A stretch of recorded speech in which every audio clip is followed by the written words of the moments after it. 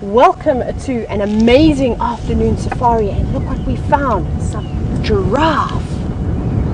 Pretty amazing, everybody. And this is Safari Live. Ready.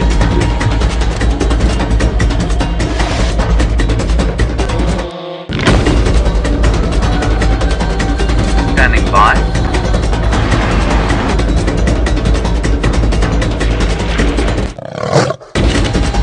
5, 4, 3, 2, 1. You are live, you are live. Hello everybody, and welcome to another fantastic afternoon in the African bush. My name is Tayla, and on camera we've got David, everybody. And we're going to have a wonderful afternoon because we've got some giraffe already. And we've even got a mother. And you can see the young calf coming to her left, almost making its way there. Just see it now. Here it is, which is amazing. This is the first mom and calf that I've seen since I've been here. So, quite amazing. Lots and lots of firsts happening for me in my first cycle here at Safari Live. Very exciting. It's a little bit windy still this afternoon. If you watched the show from this morning, we were all mentioning how the wind just started gusting, and it has continued to gust and hasn't stopped, unfortunately. However, this is working in the giraffe's favor. Now, the reason why I say that it's working in the giraffe's favor is because, as you can see, the way that the giraffes are eating, and you can also see that the direction that the wind is blowing, they are downwind from those trees. Can you see that? See how the leaves are blowing towards the giraffe.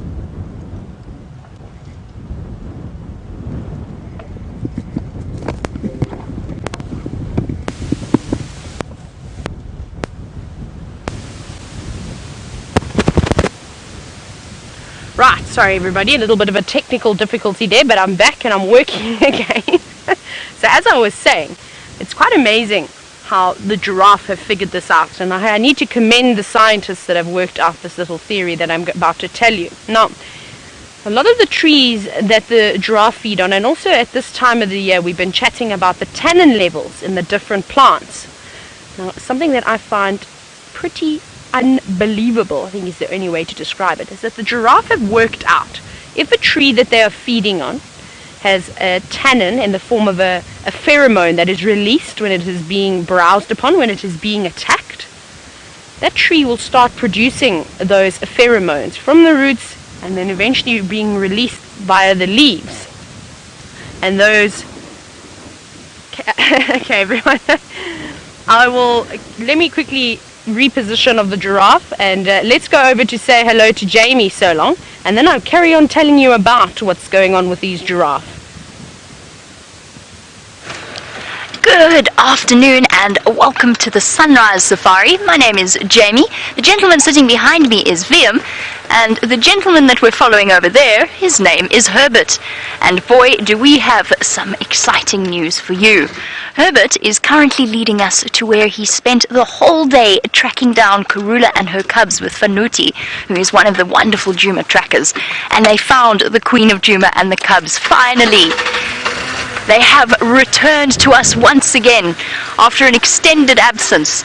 So, for those of you who are new to the show, Karula, the Queen of Djuma, is a female leopard, and she has two wonderful, nearly 8-month-old cubs. Here's a stick there with her, and it's been a considerable period of time since we last saw her. I'm hoping Herbert's going to guide us through. The reason he's come out to guide us is because this area is absolutely impossible. We are on our way. Oh, goodness gracious. This could be interesting, so everybody hold on to your hats and your sunscreen. Definitely make sure you're wearing sunscreen because it's hot out here. Slow down, Herbert. I'm not as fast as you are.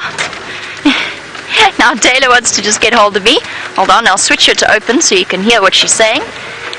Standing by, Tayla.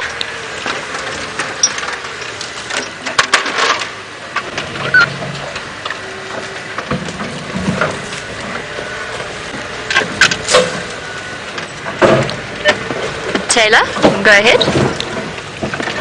Sorry, can you stand by for just 1 minute?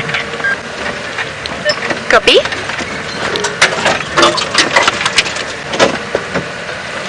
Okie dokie. Ah, so she's in here somewhere.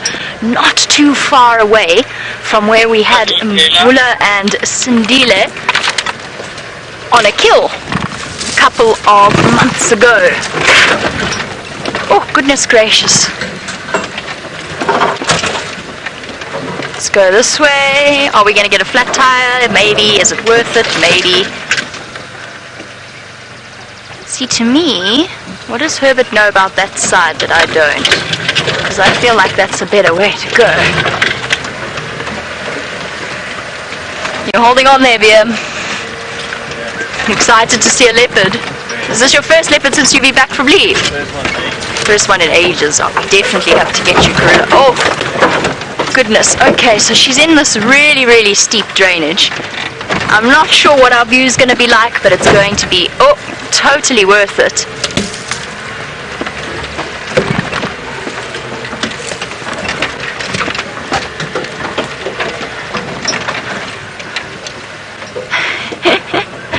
I'm very impressed that Herbert actually knows. Whoa, careful. Oh. And it was going so smoothly. Oh! Watch the thorns!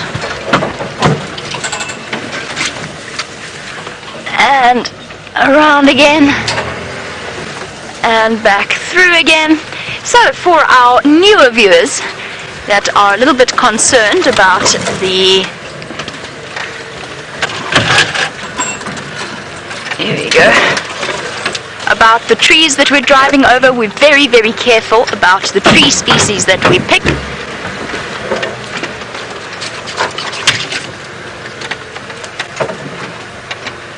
And we pick species that will bounce back over to us.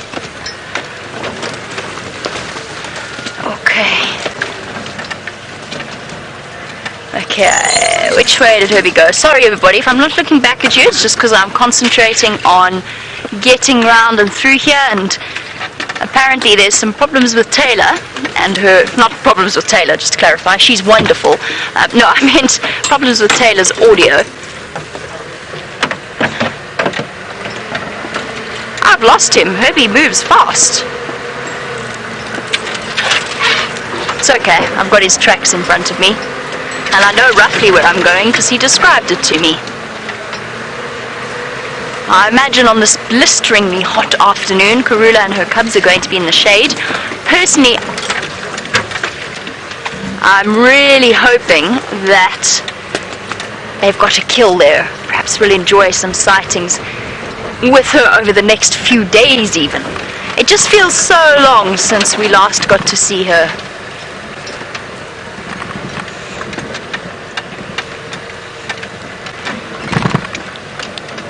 Sorry, Herbie, please repeat your message.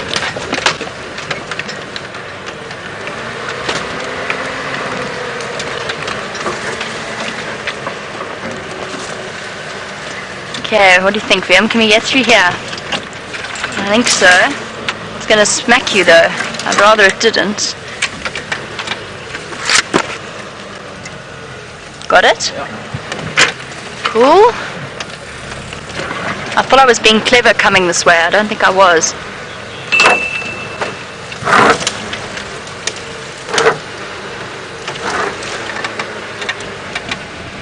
Okay. I'm going to squeeze through here. For now, let's send you back over to Tayla for an update with some audio and her giraffe. Got it there, Viam? Everybody, I'm back again, and I hope my voice is sounding as good as ever.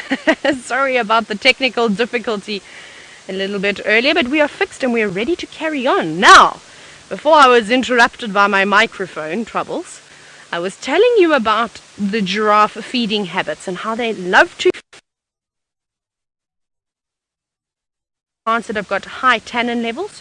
So you will see them facing into the wind, and by doing this, by doing this, they are able to avoid the tannins that are in the form of a pheromone that are blowing back down onto the next tree. And oh, Mom Giraffe is coming back again, which is fantastic. Darby, we've got some hope because I keep disappearing into the thicket. Where did she go? Where is she gone? Sorry everybody, we're just trying to... I saw Mom stepping out slightly. Now we've lost the giraffe behind all the trees. My goodness everybody, this is going to be like another termite segment where it's going to take me about 3 hours to tell you what I want to tell you. There she is. Never fear. She was just blending in and looking like a tree, everybody, but there she is. Oh, now she's hiding again behind some more trees. Can you get her there? Yep. Oh, fantastic. Wonderful. Sorry. We're parking on a bit of a slope, everybody.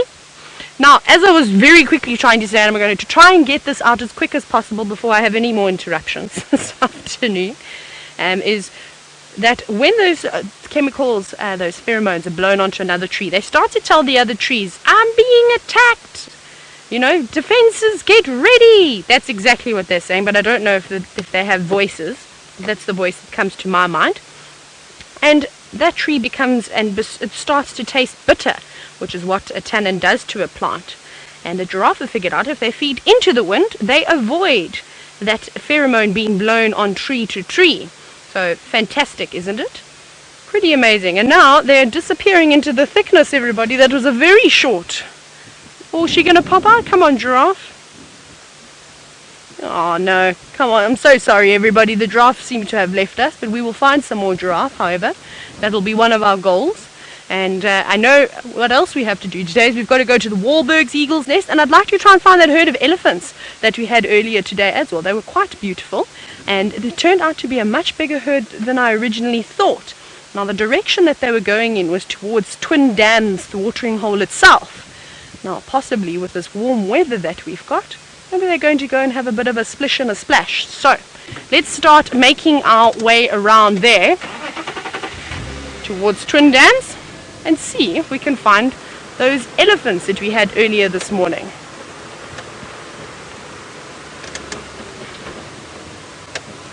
But I hope that you can all hear me nicely now. Ooh.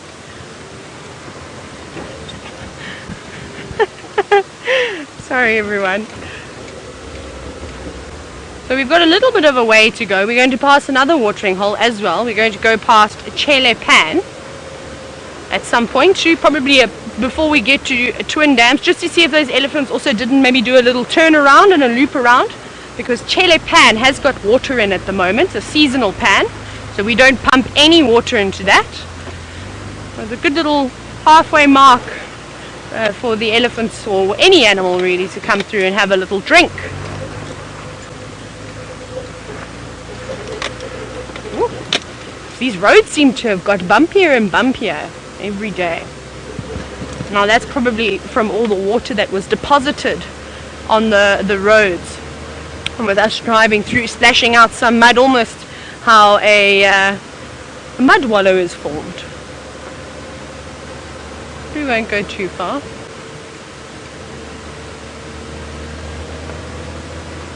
But it's a beautiful afternoon. I forgot to tell you how hot it was. It's 93 degrees Fahrenheit this afternoon. So you're going to be seeing us, myself and Jamie, drinking lots and lots of water and applying lubricant. Sorry. Completely tongue-tied, but I've got it out of my system now, and hopefully that'll be the last time for the show. But we're going to be putting copious amounts of sunblock on us. Right. Good afternoon, Debbie from Vancouver. Debbie wants to see some reptiles this afternoon. I would like to see some reptiles too, and you're quite right, it is nice and hot. So perhaps we'll be lucky. Maybe we can even start looking for the tree agamas. Those are quite pretty, everybody. I don't know if any of you have seen them. I'm sure you must have, though. Now, those funny looking lizards that like the trees and that have got a bright blue head. They're quite special. So we'll be looking on knobthorns and marulas to see if we can see any dangling off. And what other reptiles? Oh, I hope we get to see some snakes soon. That would be really nice. Maybe a puff adder, I like puff adders, even though their reputation isn't that great. I like them. I think they're placid snakes. They've never ever given me any trouble before. Or my absolute favorite snake is a brown house snake, everyone. I don't have my reptiles book on me, so I can't show you a picture, but it's brown and it's got these little white sort of, I suppose you could say, eyebrows. They look like eyebrows going across, and in the sun the brown scaling is quite amazing, because if you hold it up at the right light, or if you see them shimmering in the light, it looks sort of like a purpley color that comes through. It's really lovely. They're my favorite snakes, and they're constrictors, so not venomous at all, and also very, very placid, though most snakes are placid. I don't know about the cobras though. I've never really got close enough to a cobra, and every time I've ever seen cobras, they've always been quite angry, so I just keep away from them. Now we're coming up to Chele Pan soon. We're not too far, we're just around the corner, and hopefully we're going to get an idea of where these elephants had gone, because right at the end of the show we actually managed to find a nice group of them as we were trying to make our way out, dash towards the Wahlberg eagle's nest. Now, I don't see any big large mammals around here at the moment, but let's just have a look at the water. Just double check.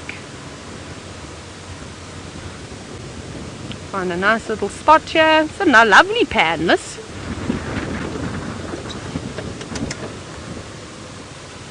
There's a little gap for you to look through.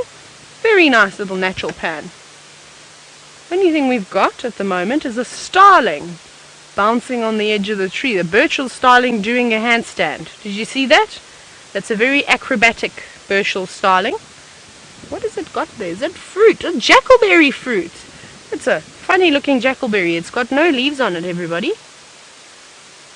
But look at all that tasty, delicious fruit that it is bearing. And I suppose that makes sense as to why that Burchell starling was doing a handstand. It was obviously just trying to find one fruit.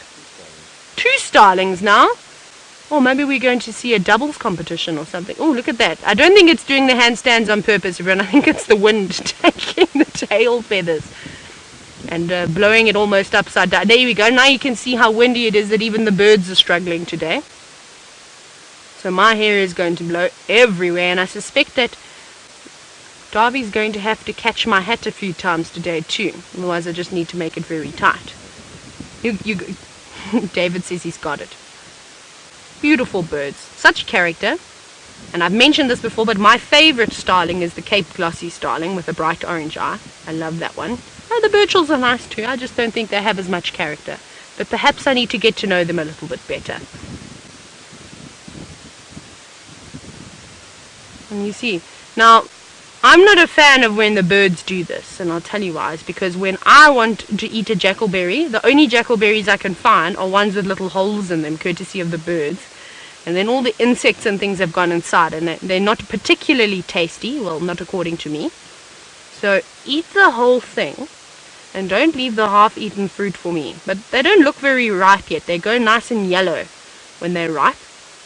So you are being greedy and you're not being patient. Just wait a few more days and you'll have an entire tree filled with lovely yellow fruits. And those vervet monkeys that we saw this morning as well, I don't know why they're not here. They'd have a great time eating all of this lovely fruit rather than the mushrooms and the grass and the bits of leaves. But now they're gone. Right.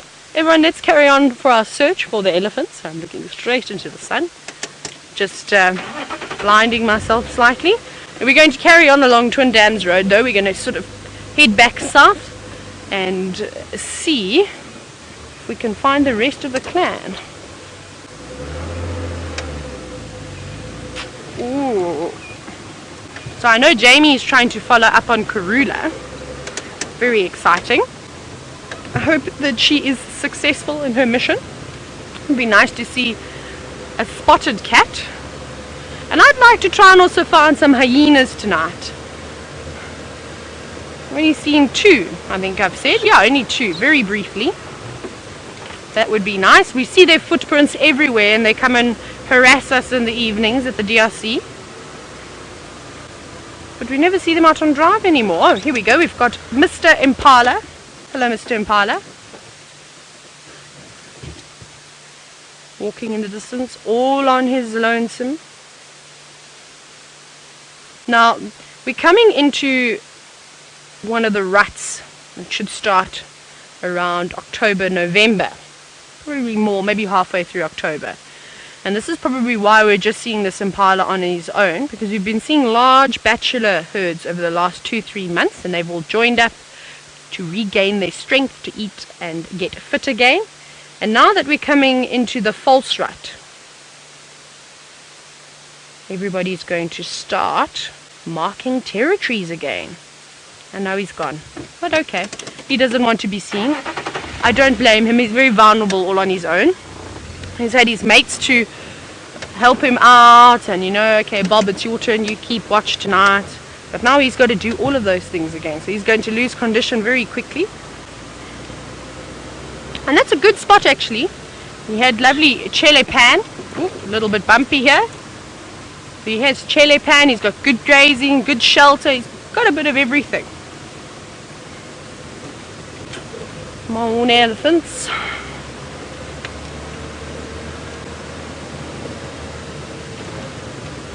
Now I wonder if they haven't continued walking in that drainage line. I can see their footprints, everybody. Let's see.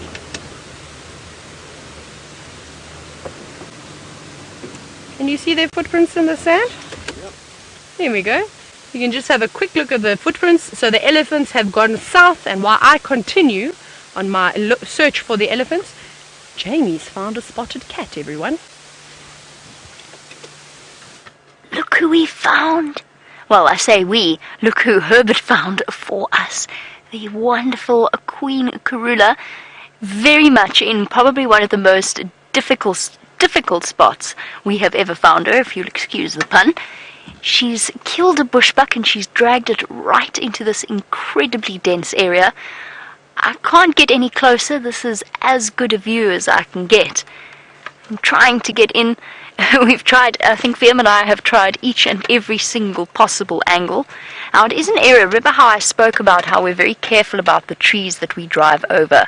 Well, this area is full of tambuerti trees, and that's one tree that we absolutely never drive over, not particularly, most especially the saplings, because those are the things that actually do a marvelous job with their long root systems of holding an area like this, the soil, in place.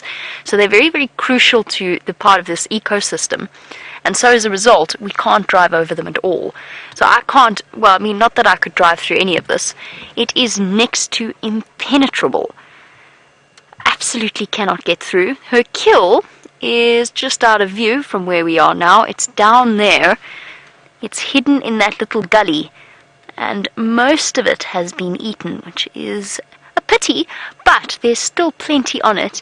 And I'm hoping that if we play the patience game, I'm hoping that it might pay off, and perhaps her cubs will come out and feed. Maybe Hosanna, the little prince, or little chief, will decide to emerge.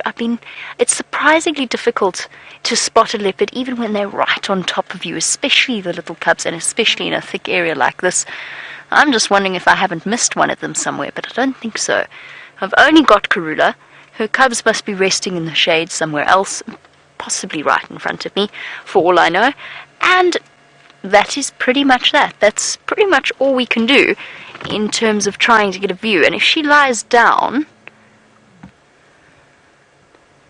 she hasn't yet, but if she does lie down, then she is going to disappear from our view completely. Now, the unfortunate thing is I could probably get there to where she is. However, it would mean driving right between her and right on top of her kill, between her and her kill, which is just not something I think we should do. Obviously, it's not very comfortable, and it's her kill. It's not very respectful at all. So we can't do that. We just have to, well, we just have to wait. To patiently wait for her to perhaps get peckish again. I might leave and then come back in the hope that perhaps something has decided, or one of them has decided to come and feed. But for now, we're just going to sit and bide our time for a little bit, and then perhaps try again later. I'm scanning the bushes, trying to see if one of her cubs isn't asleep in the shade. It's such a hot afternoon, and with full bellies, that is perhaps what they're going to be doing. In fact, that's definitely what they're going to be doing. But there's our queen, unmistakably, I think. I said that. I haven't actually seen her face properly. Definitely the adult there. Hey, big girl. I don't suppose you're feeling hungry. You can see, even with this really limited view of the leopard, that she's obviously full-bellied. And the reason that I know that is she's panting. And it is hot. It is admittedly quite hot this afternoon. But you can see the rapid movement of her throat and the bouncing movement of her head. And that's partly because it's hot, but mostly because she has gorged herself on bushbuck. Our Karula has proved to be a fantastic provider of food for her offspring. She's kept these two little cubs, wherever they may be, incredibly well fed, and I'm really hoping that one of them might decide to come slinking out at some point. There is a nice cool breeze, but perhaps that will encourage them to move a little bit earlier than they might otherwise.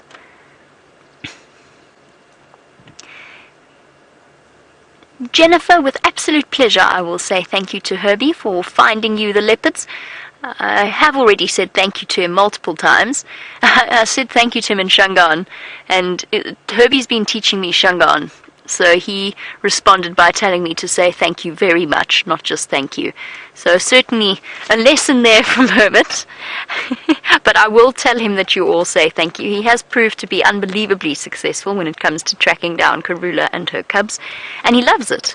It's an art form that he is constantly practicing. How on earth they managed to track them all the way into this area? I mean, we are so far from any of the roads, and I know it took him hours and hours of his day this morning. He is a true legend. Was that a tail or a cub? The tail. I can't see her at all.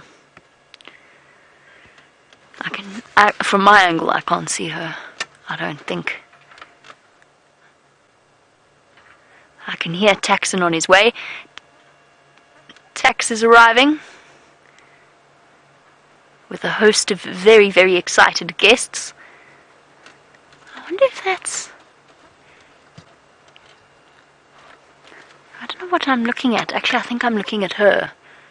Come to think of it, I've just got a slightly different angle and I'm slightly lower than VM. Ah, dear. And this, of course, is true leopard behavior. Finding themselves the most hidden position possible. I'm now seeing spots everywhere. And a drainage line like this whole area has been cut into the earth by the flow of water over years and years and years. And it's created some very, very different vegetation to the stuff we usually see. The Tambuti thickets, you'll only see them in these river-like systems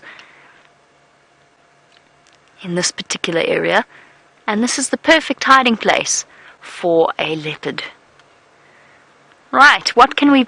Let's play I Spy while we entertain ourselves for the duration of the sighting, since Karula's not coming out. Her cubs are not... I thought I saw spots, but I got overexcited. It wasn't. It was a tree. So perhaps we shall play I Spy. What shall we play I Spy with first? We go back to... Can you see that reddish flower sticking up there, Viam? It was near her head. I saw it in the monitor. Where's her head? It's a tail.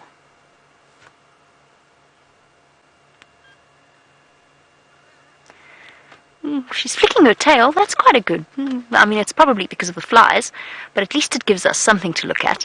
And I'll play I Spy in a few moments, but we have got a nice question from Anne, who would like to know the difference between leopards and cheetahs, aside from the obvious. And if you forgive me, I'm going to do the obvious as well, just because our obvious might not be too obvious for some of our newer viewers. So, the biggest distinction when you first see a spotted cat in the bush is to look at its body shape. So, a cheetah is quite long and slender. They are definitely not as stocky as a male leopard, maybe around the same weight as a female leopard, but they do have very, very long legs, and their legs look almost dog-like as opposed to the big stocky build of a leopard. So a leopard is smaller and very stocky and much more powerfully built. A cheetah is built for speed, a leopard for stealth. And if you hold that one thought for 1 second, I know Herbert's just been trying to get hold of me. I don't, after all he's done, it's the least I can do. Go ahead, Herbie. Who is driving from our side? Tayla. Okay, copy. He just wanted... Tayla, you copy? There we go. He just wanted to know who else was driving from our side. Right, back to cheetahs and leopards. Unfortunately, the view that we have doesn't really support my next point, but the spots of a cheetah and a leopard are different. So in cheetah, the spots are solid. Now in a leopard, they're solid around the face as well and around the legs, but in cheetah, they're solid dots, like somebody took a large Sharpie and dotted their coat. Whereas leopards actually have rosettes on the spots of their backs and their sides. Now you can't see that from where we are, and this is the only view that VM's got. In fact, I'm quite glad this was the view we managed to even get a view. But leopards have rosette as opposed to spots. Now in terms of behavior, the one major thing that leopards or cheetah will do that leopards will not is male leopards are social. Sorry, that's very confusing. Male cheetah are social. They form male coalitions of up to 8 members. It's usually around 2 or 3, but up to 8 members. Leopards do not do this. They are strictly solitary cats. The only times you really see them together is a female with cubs, or if she is mating with a male. Every now and again they encounter each other, but those are exceptions rather than rules. Whereas a cheetah coalition, a male coalition, will stay together. Then types of habitat as well. You very rarely find cheetah in places like this. This is much more geared towards a leopard. The cheetah need at least a relatively... They don't mind hunting in vegetation. Don't get that completely wrong. They're not completely limited to open areas. But they do need a little bit of open space to get their full speed up. And whilst both of them are not sort of ultra marathon runners, a leopard is a short-based speed ambush, whereas with cheetah they can run for a good couple of 100 meters as they race forward to catch their prey. I can hear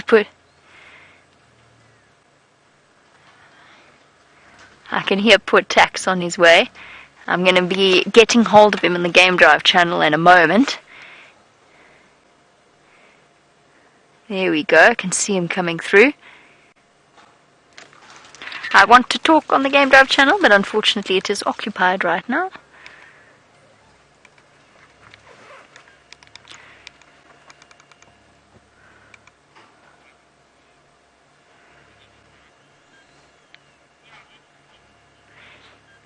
Can see she's been panting heavily. She's got saliva dribbling down her chin.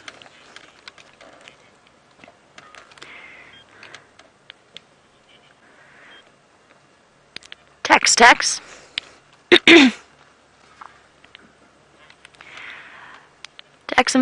see if you can get a visual from up there before you come down into the drainage. She's off to my left here, but I've got 0.5 visual for now.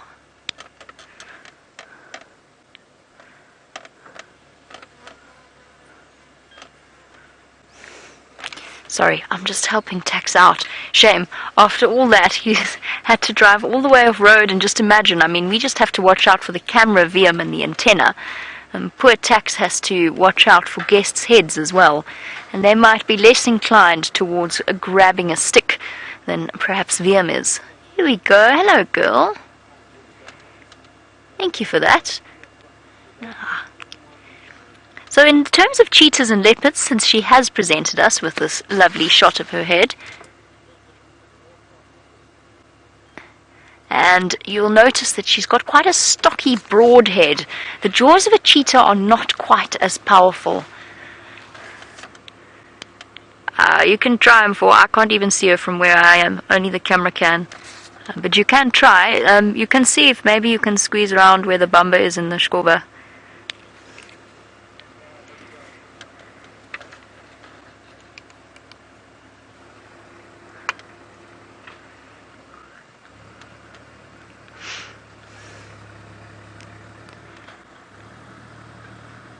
I'm not quite sure what Tax would like me to do.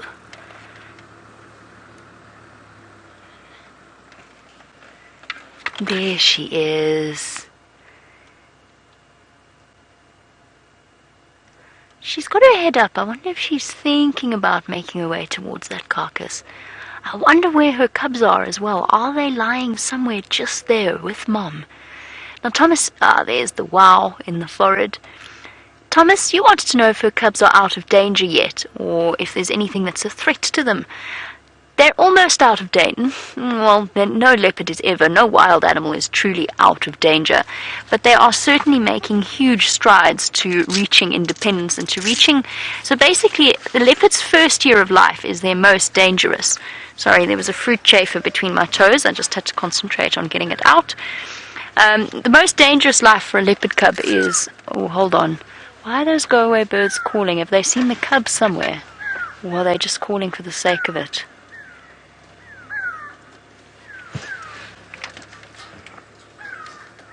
I think they're just calling for the sake of it. They are behind me. I can't see them. I can just hear them. Quack! Quack! One of those sharp-eyed birds that's always on the lookout for... Always on the lookout for different things like leopards, birds of prey, anything that they might consider a threat. They're known as the go-away bird because their alarm call sounds like they're saying, go away. Go away. Shame, poor Tax is struggling there with his guests. I really feel for him. But there's nothing I can do to offer him any comfort.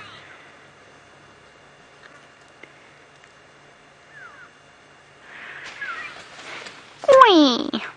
Right, sorry, so, in terms of her leopard cubs they're a lot safer than they were when they were first born, a lot less vulnerable.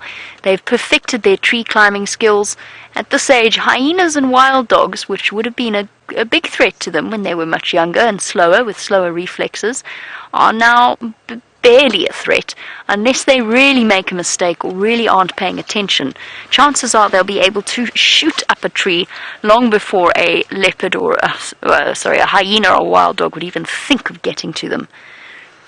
So it's a good question. They are a lot more robust, they're a lot more agile, and they've learnt. I'm sure there've been a few narrow misses in their lives, probably stories we don't even want to know about, that they have endured, and they're getting to the point. And I also think that Karula's very good at picking spots where they will be absolutely safe. She does do a marvelous job.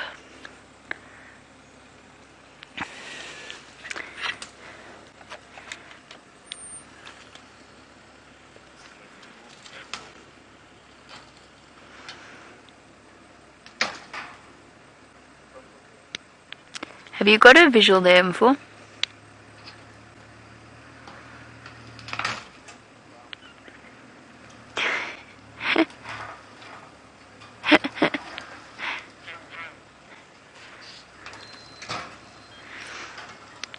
I'm sorry. I went in a little bit further to the east, but I don't know if it's going to make life any better. This fruit chaffer, is so determined to climb into my shoe. Where's it gone now? I want to get it off the bottom of the car. They keep climbing into the gap in between my sandals, and it's really terribly uncomfortable. While we wait for Karula to decide to pop out. Where are you? Come here.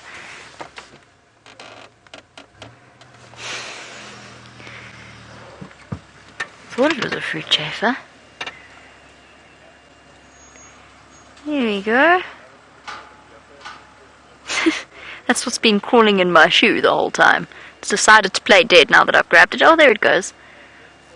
Yes, you can fly. Why do you need to keep attaching yourself to the soles of my shoe? There you go, Viam, is yours now. Thank you. It's a pleasure. Where did it go? Silly thing. Yeah, those are the beetles that we've been overrun by over the last few days. They've finally managed to see her. I can hear the guests going, yay, we can see her. Shame. I know that they're really desperate to see Leopard. I feel so guilty. I don't know why. It's not my fault. I didn't choose where she is.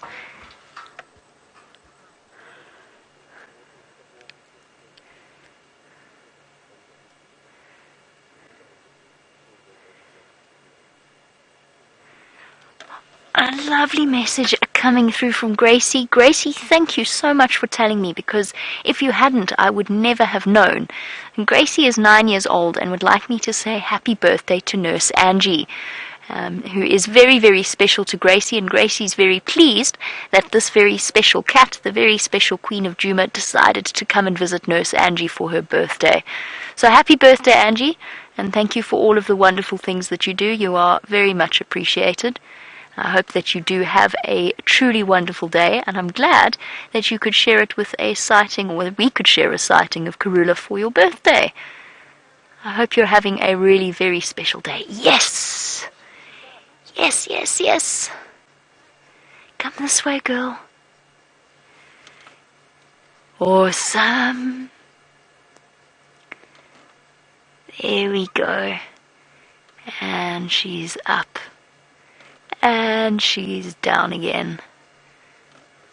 Okay, let us reposition.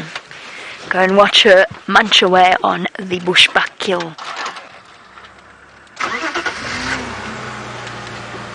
So while we reposition, let's head across to Tayla to find out what she's been up to and what her plans are for this afternoon. I'm back, and you should hear me loud and clearly unless I stumble upon my words. Now, I found another giraffe, everybody. I haven't managed to find any elephants as of yet, but I think the wind has sort of sent them into the drainage line or behind some very thick bushes. But we found a big male giraffe, or well, it looks like a big male giraffe. I suppose I shouldn't get too excited just yet before I misidentify it. But he's just coming up around the corner. He's actually near a dam cam, everybody. Maybe you can see him. Maybe you can, maybe you can't. I'm not sure. He's in the distance. But that's where we're going. Now we're going over the bridge of death. And this road over here, you wouldn't want to drive when you've had any sort of rain. And you also want to make sure that you keep your eyes focused on the road. Otherwise you could veer off the side. It's quite steep. And I don't know if Rusty is capable of withstanding something like that. So we'll just concentrate through this little piece over here.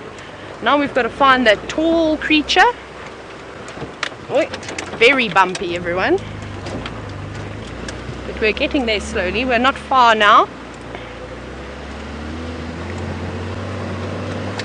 There you are, I can see you.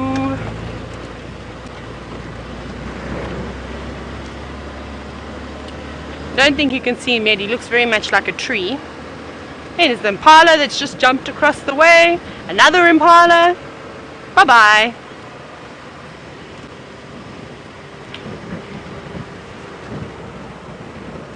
There's our giraffe, everybody. Woo. Squeaky brakes. Can you see the giraffe? We're going to zoom in now. There it is. It's a headless, it's a bodiless giraffe, everybody.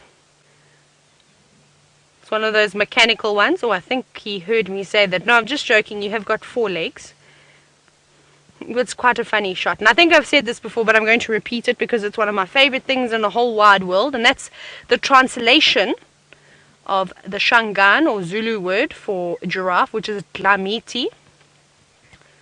And that means horse with its head above the trees. And I think that's a perfect screen capture, everybody.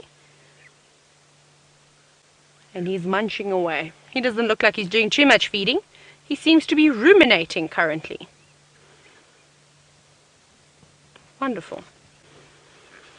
There's a little oxpecker sitting on top of his head. Oh, by the way, everybody, I believe that if you were watching the show, you saw a yellow-billed oxpecker this morning. How exciting was that? Quite amazing, I think. I haven't seen one in ages, and we were actually chatting about. Someone asked a question, I forget who, and I apologize. As how often do we see the yellow-billed oxpeckers, or when last did we see one?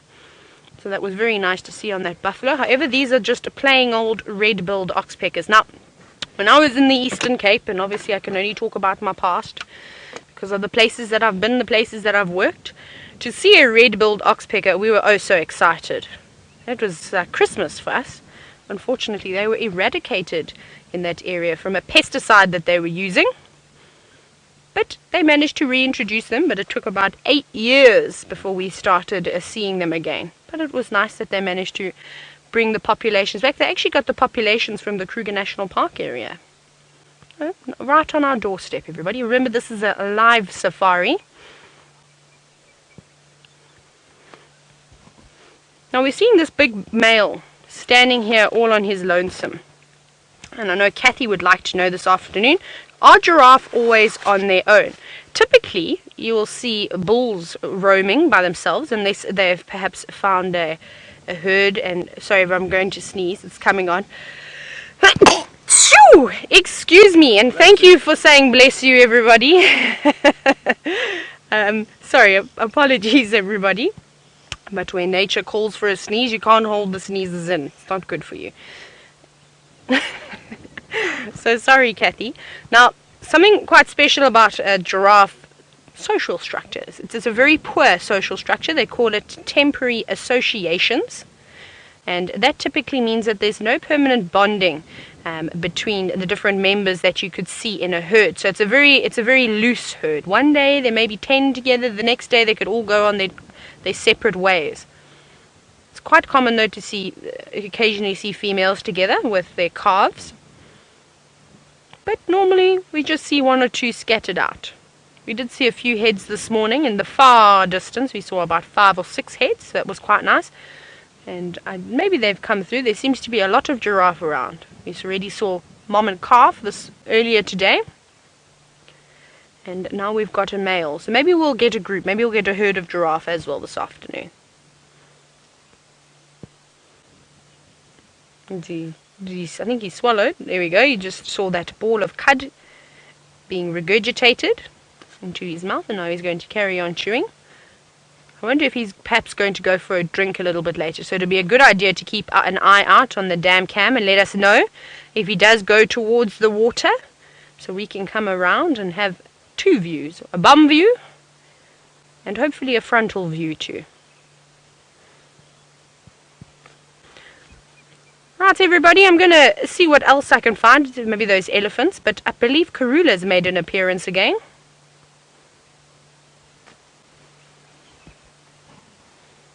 She has indeed made an appearance, and what a beautiful shot this is.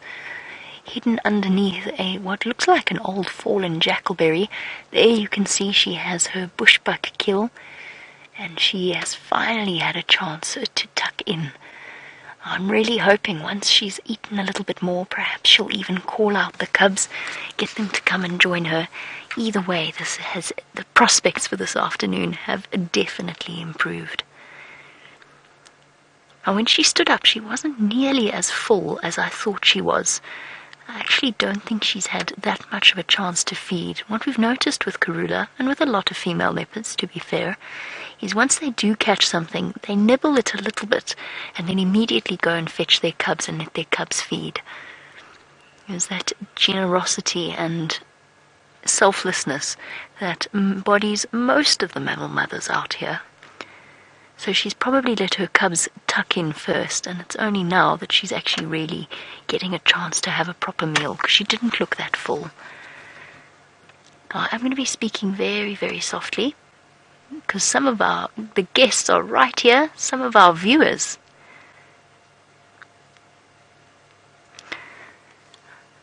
Now, Rose, you were wondering, when it comes time for Karula to no longer be able to have cubs, will she stay in her territory? So as Karula gets older and older, and as far as I know, one of the latest wild leopard birth ages was around 16, so she's still got a couple of years to go before she stops having cubs. But what will generally happen is, yes, she'll maintain a territory, but it'll probably get smaller and smaller and smaller. So as you know, female leopards actually do give off bits of their territories to their daughters, sort of. It's an oversimplification, but that's what they do. Now, Karula had one of the largest territories in the Sabi Sand for a female leopard. An absolutely massive territory. We've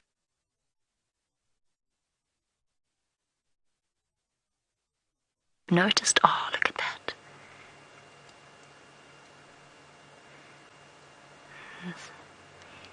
Showing her teeth a little bit. She was snarling at a fly or something.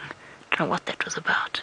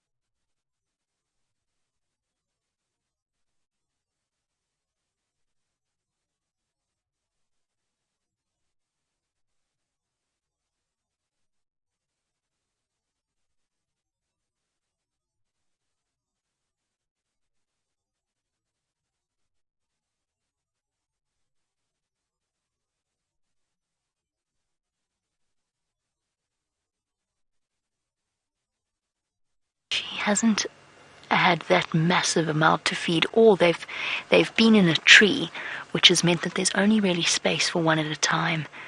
As to why they're not here right now, well, I think that she just stood back and let them feed first.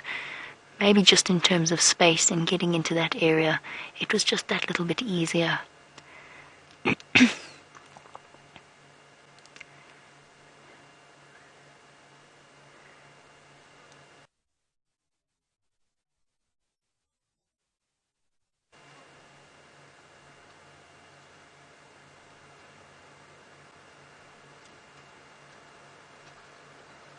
There we go. Just relax her a little bit. Ears are still a little bit back.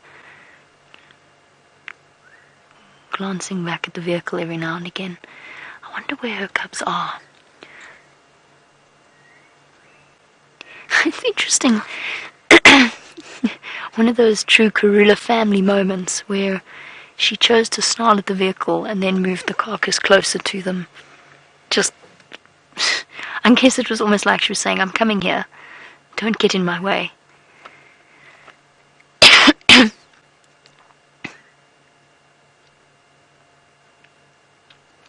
And I think what we plan on doing this afternoon is playing a little bit of the patience game. I'm hoping her cubs are going to make an appearance at some point.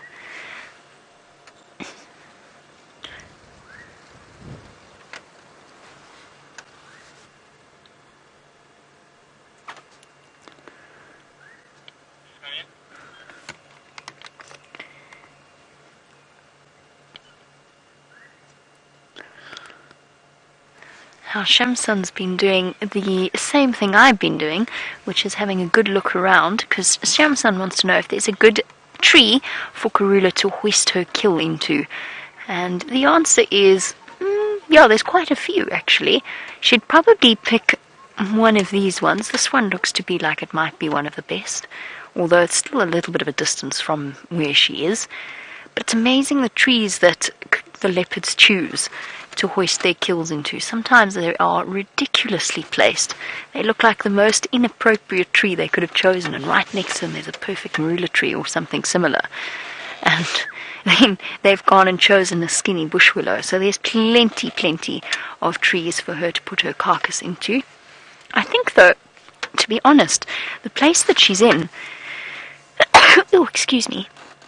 The place that she's in may actually be almost as good as having hoisted it. Between a cheetah and leopard, to go back to that question, we spoke about the stockiness and the strength. There we can actually see the rosettes that I was talking about with the spots on the back. So it doesn't form a single solid dot. Instead, you sort of get them patterned in circles, and that you won't see on a cheetah. And there's also, to tie it back in with a question from Shamsun, cheetah do not hoist their kills into trees. In fact, they very rarely stick around for very long when they're feeding off a kill. So they'll eat very quickly, they'll gorge themselves throughout the day, and then they will immediately move back and move off. And that's because they sit at the bottom of the predator hierarchy. And they generally don't feel safe sticking around kills, particularly at night. One of the biggest scavengers out here is a male lion, and male lions are probably one of the biggest threats that face cheetah out here, and lions in general. See, she's using that carnassial shear to get right into the meat.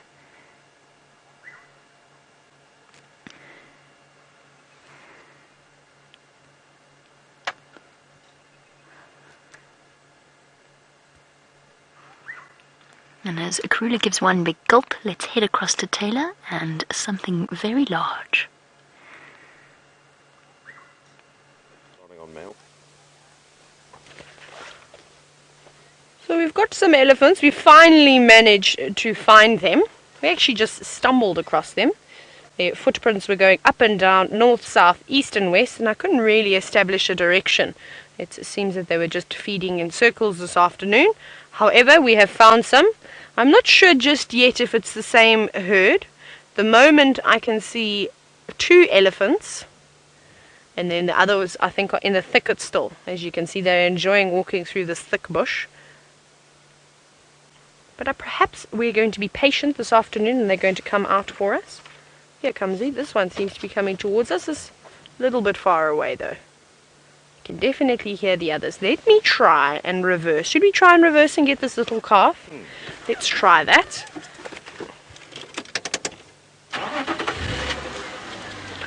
There's a young calf, not too young, a few years old. It's just poking its head out. So maybe we'll get a better shot. They're hiding for the moment, everybody. We're going to have to be patient and wait for them to come out. But they're here, which is fantastic because that's what we were looking for this afternoon. Okay, everybody, I'm just pulling my hat down again. Can I draw your attention very quickly, Darby, on that knob thorn? Is it a squirrel on the edge? Can you see there's a little branch that's poking out? There we go. Sorry everybody, I just noticed that little squirrel over there. Hello. No, it's like it's been spotted. So I'm taking my attention away from the elephants very quickly, but it's not often that we get to see a squirrel that doesn't know it's been spotted. See, now it's carrying on with its very normal behavior of dangling from a tree. Where are you going? What are you looking for? Perhaps looking for something to eat? Let's see if it's going to go down onto the ground. And what we've been seeing lately is, because there isn't a lot of food around, we've been seeing the squirrels trying to find where they've stashed away some seeds. So for instance, like the marula pips, the marula seeds, where they either bury them underground or store them in a little crevice on a tree and actually feeding on them. Lovely little tree squirrel. I'm wondering if it's worked out that it's been spotted yet, but I don't think so. I think it's listening to us. It's amazing how they can also move around on a tree without falling off. I don't think I could do that. These little claws that hook on. What are you doing? You're scratching your belly. You're doing something very interesting.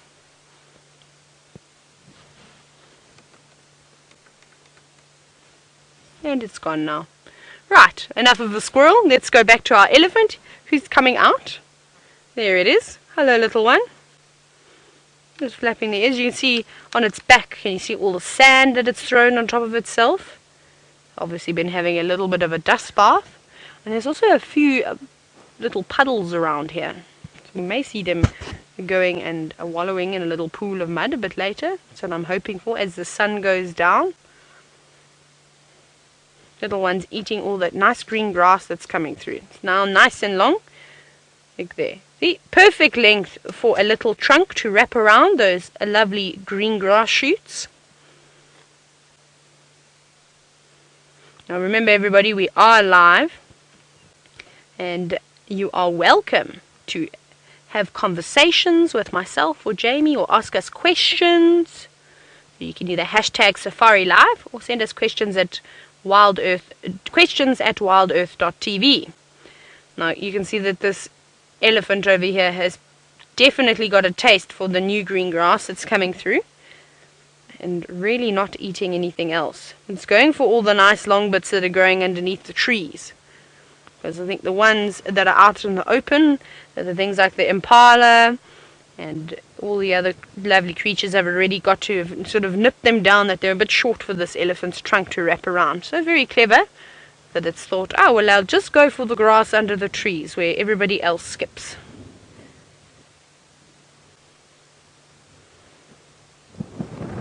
Now I hope everybody's still been keeping their fingers crossed and doing their own.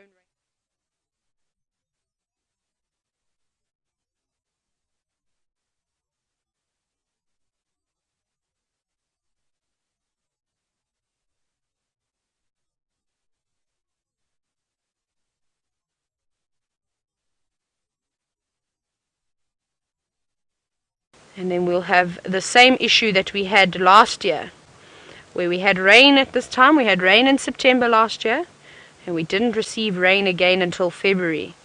And it was horribly dry. The animals were suffering. It is nature though, this type of thing does happen. Remember, it's good for controlling the population, so don't think that it's always a bad thing. However, I think the animals now deserve a break. They've hung on, and they've been rewarded with a little bit of grass. You see there how that little one now struggles to... No, it's not eating grass. It looks like it's pulling a little shrub up. But you'll see it just now. It will try and take some of the shorter grass, and it struggles. Yes, use your foot, dig. You may have to dig it out a bit first. A little bit more. It's obviously got a bit of a deep root system. No. You've just lost all your lovely leaves as well. I suppose you're going to go for the root. No, having a dust bath now changes his mind. You just sort of pretended that that's actually what he wasn't even going for. I was going for the loose soil. Maybe he knows he's on camera. He's got quite shy. Don't worry, we're not laughing at you.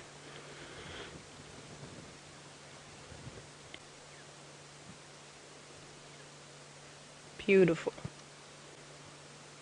I just think it's amazing how coordinated they are. The way that they are able to keep moving their feet and moving their trunks around, flapping their ears. They're doing some serious multitasking.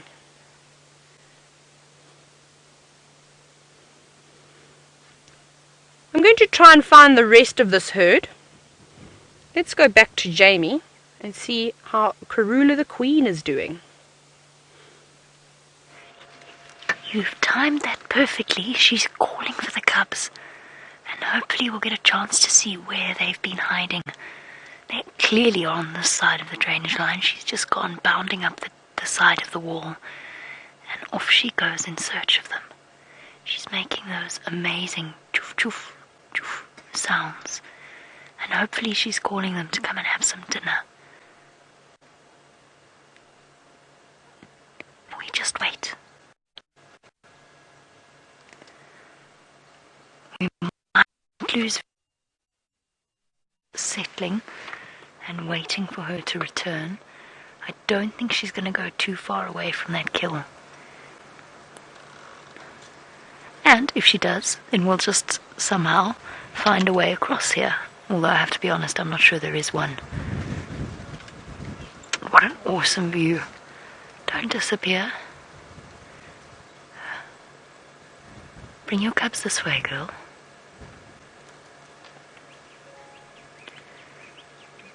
Yeah, she's calling.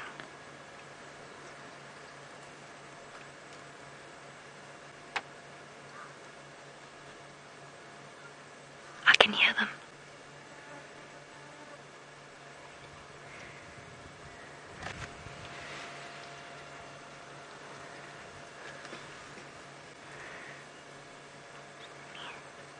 Waiting eagerly in anticipation. I think we're about to see little bundles of spots coming to run and greet her. There we go, there we go, there we go. Yes! Hello, you. Look how big you've got.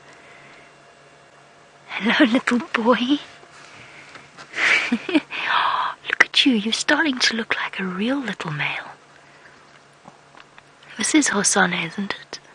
Unless Shungile has really grown enormously.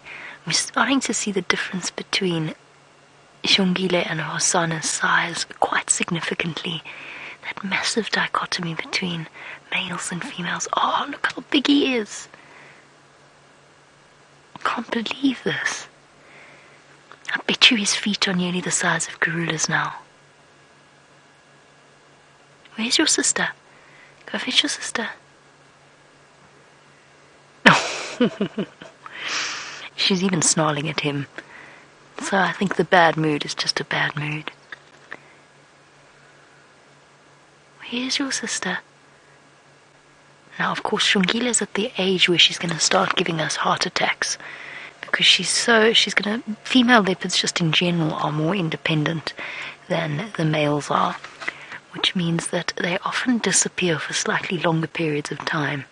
I'm hoping Shungile doesn't do that to us, but that's entirely possible. Look what happened with one of Nkanyeni's cubs.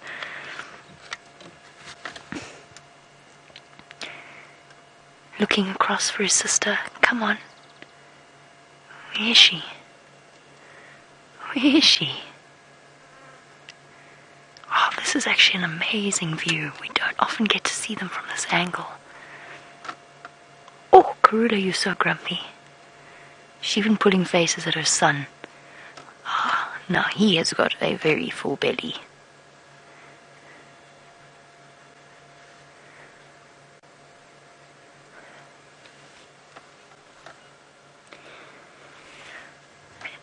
Deborah, you wanted to know if her adult cubs will sort of look after her when she gets older, perhaps taken into a home by Shadow and Tundi.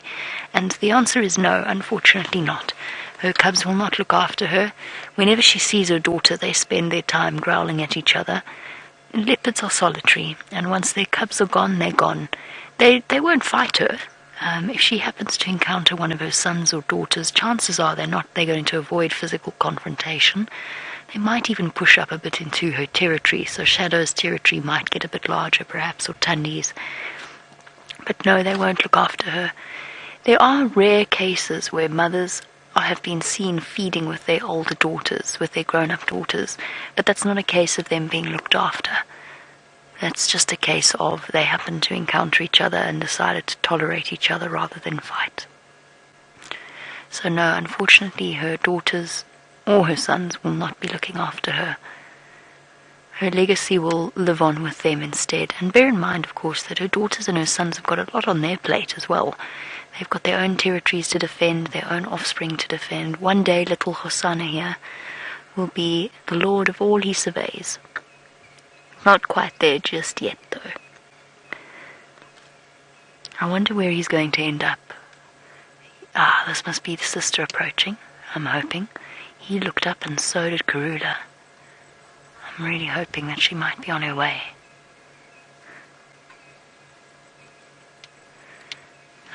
Herbert did say that he didn't see both cubs, but that doesn't mean that they're not both here. It just meant that as soon as he spotted them on foot, he moved off immediately.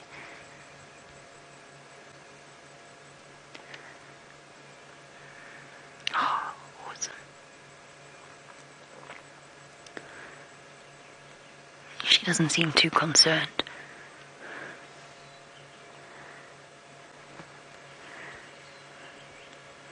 And ladybugs, I know. Isn't it incredible? Ladybug has said that she can't believe how big the cubs have got in such a short time.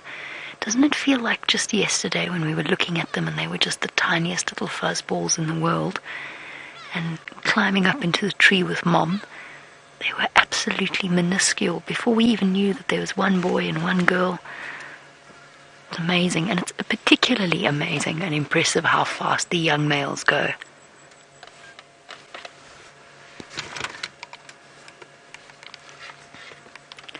Sorry, guys. Sorry, Tax, go again.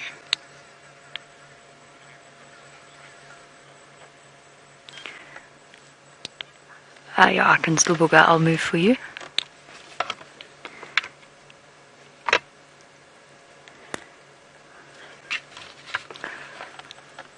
There's one here, Tax. Let me go back for you.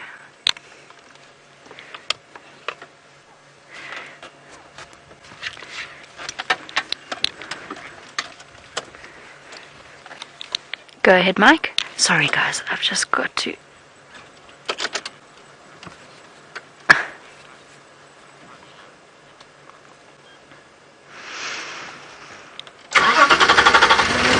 Sorry, guys, I've just got to move back so that Tax's guests can see. FM Mike, it's difficult to get into. She's up on the top of the Shkorba for now, but on the other side, there's no way to get to her. There's probably a good visual for one mover.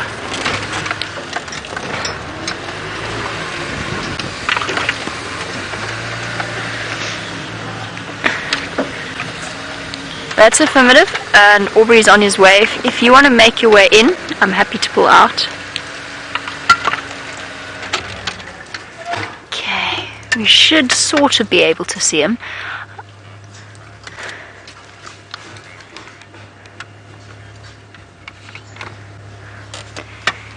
There we go, there's little boy. So his growth has been particularly impressive. We have a question about what age the cubs or Karula will start to push the cubs out of her territory. Now, typically the females, Susan, sorry, this was for you, Susan, typically the females will tend to leave their mothers a little bit younger than the males, so it's often around 18, maybe closer to 20 months of age. The young males stick around a bit longer, right up until 2 years old, possibly even older. They'll still hang around in her territory, and sometimes every now and again go and pay a visit to mom. Well, that's what we'll notice, and that's why I said that Shongile is going to start giving us scary moments, because she's going to start behaving in a more and more independent manner, whereas Hosan is going to be a mommy's boy for a little bit longer. He's going to have another, how old did I say was 8 months? He's going to have another at least year and a half, maybe just a little bit less with mom before he leaves her territory. But that being said, if a female leopard does mate early and fall pregnant, then she will quite aggressively push her other cubs away, particularly when she goes to settle in a den site.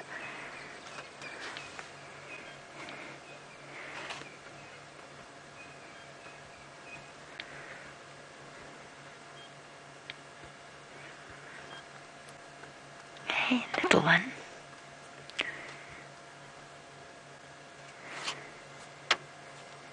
And Zaki in Kenya, we're about to lose our view of this little thing. And you say, does the father not have anything to do with the leopard cubs? And the answer is no, he does not. It's difficult to say. First of all, we'll never know who the father is until we get the results of the genetic tests they're going to do on the leopard scat. So there's about 3 different possible dads, if not more. So no, the dad doesn't play a role, except in that he maintains a territory and keeps other strange male leopards out.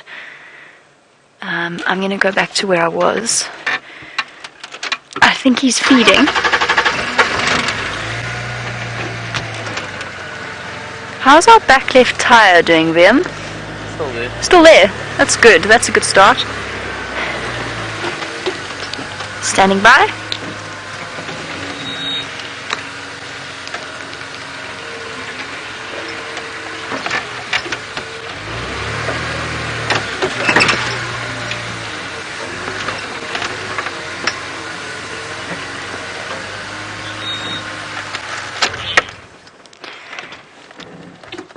Copy that. Well done, Herbert. I will pass the message on to Tayla.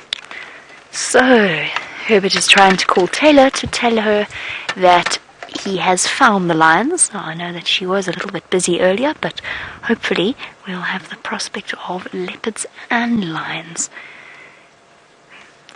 Now, she's up. I think she's looking for Shongile.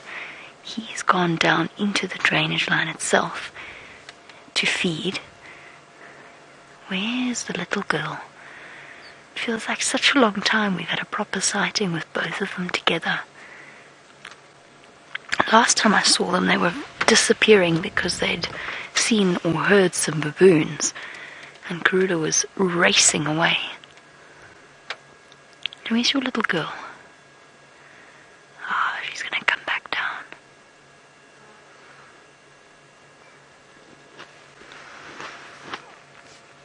So I didn't properly explain my answer to the males playing a role as fathers, and I apologize for that. I got distracted by trying to find them where they are. So Zaki, in terms of males playing a role, they have to defend a territory, which means, there we go, thank you, girl. We still enjoy a view of you. They have to defend a territory, and by doing that and regularly patrolling, they make sure that an unrelated... can you see him there, Viam? Sorry, on the right there was their vehicle in the way. Somebody's tucking into dinner quite voraciously. Practically climbing into it. He's a growing boy. He's got to feed himself up. Like a teenager with a never-ending appetite. So by patrolling, basically what let's say Tingana is the father of these cubs, and he's a likely candidate. by patrolling this territory and making sure that, for example, a strange, unrelated male, or even a young male, like Sindile, I hate to say, although he's unlikely to be a threat, you never know, strange things do happen, and the instinct of a male leopard is to kill a cub that he doesn't know in a territory of a female he doesn't recognize. So even by just making the young males a bit scared and unlikely to be too adventurous, then the male leopard does a good job of protecting the cubs. You're not going to believe this. There's another fruit chaffer between my toes.